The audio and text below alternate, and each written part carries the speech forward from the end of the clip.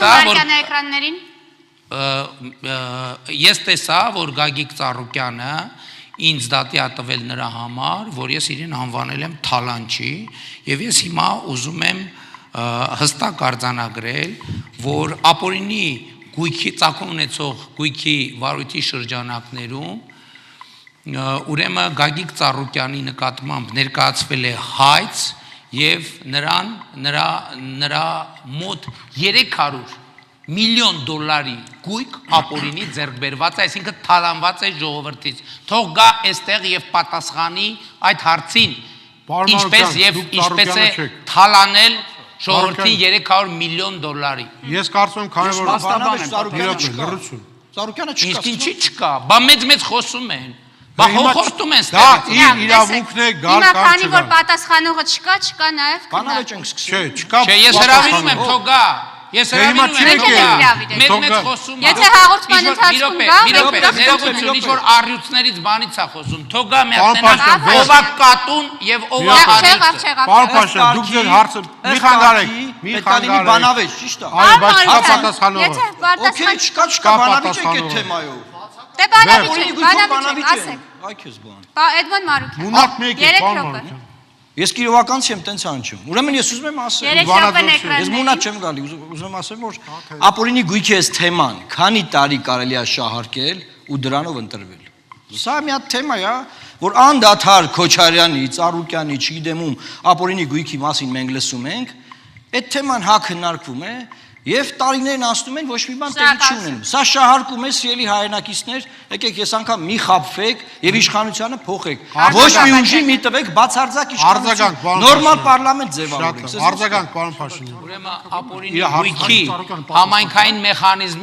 մեխանիզմով ուրեմն 2018 թվականից մինչև օրս 770 միլիոն դոլարի գույք եւ դրամական միջոցներ վերադարձվել են պետությանը։ Հազարավոր հեկտարների հողեր վերադարձվել են պետությանը, հազարավոր քառակուսի մետրերի զբոսայգիներ վերադարձվել են պետությանը։ Այսօր ավելի քան 80 մանկապարտեզի ապօրինի սեփականաշնորհած վերադարձի process է տեղի ունենում։ Եվ իմիջայլոց Գագիկ Ծառուկյանի փեսա Կարապետ Գուլոյանի 2.5 միլիոն դոլարանոց առանձնատունը այսօր պետական սեփականություն է։ Հիմա պարոն Զուրաբյանը հետո Արման Բաբաջանյան եւ Արտակ Սարգսյանը վաղուց սպասում են։ Դուք էլ, պարոն Բաբաջյան, ուզում եմ հրավիրել այն փաստի վրա, որ Նիկոլ Փաշինյանը 8 տարի է արդեն իշխանությանը։ Ինքը կարող էր Գագիկ Ծառուկյանի ապօրինի գույքով այդ 8 տարվա մեջ զբաղվել։ Բայց չգիտես ինչի, ինչ որ մի պատահականությամբ հենց ընտրությունների ժամանակ, երբ որ Գագիկ Ծառուկյանի ուժը ներկայացնում է ինչ որ վտանգ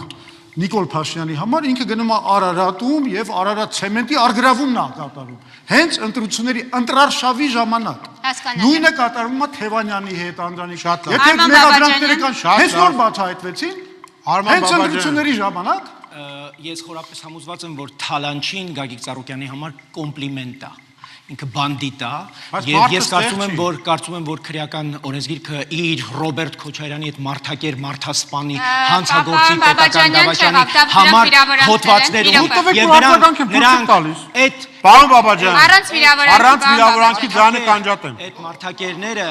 անջատեք, նորից կրկնում եք, պարոն Բաբաջանյան, անջատեք Արման Բաբաջանյանի միկրոֆոնը, Արտակ Սարգսյան։ Պարոն Բաբաջանյան, ձեզ հորդորեցինք առանց վիրավորանքի, չի լսվում, անջատացեք։ Արտակ Սարգսյան։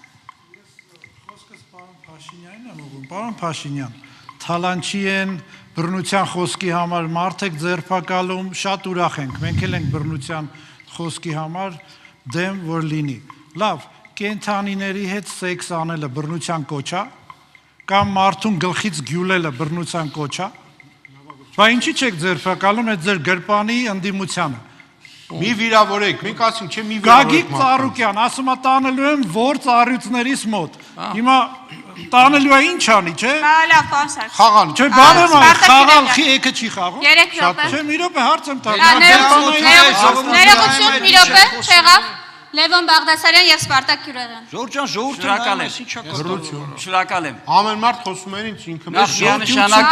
բարձրագույն կրթություն ունի։ Հեռուստադիտողները շատ են խոսում մի մեկնաբանեք։ Լևոն Բաղդասարյան։ 3 րոպեն էկրաններին։ Նախ հերիքա։ Լսեք։ Նախ ինքս որպես իրավապաշտպան արձանագրում եմ